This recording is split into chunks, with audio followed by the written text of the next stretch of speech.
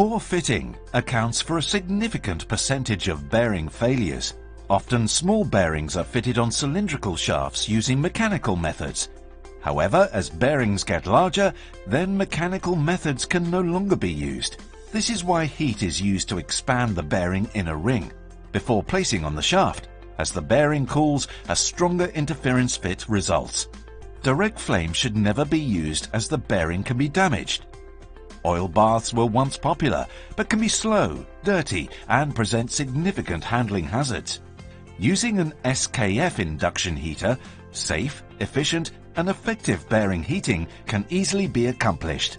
Choose the appropriate yoke for the bearing to be heated, and just place the bearing on the yoke.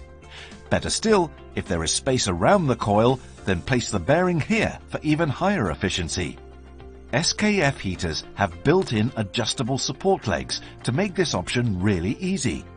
Place the bearing on the heater and then place the temperature probe on the bearing inner ring.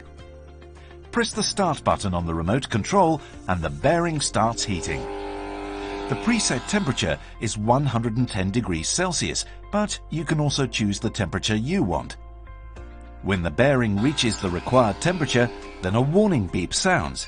The heater stops and the bearing is automatically demagnetized.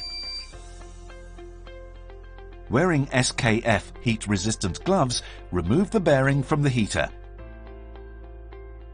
and place on the shaft.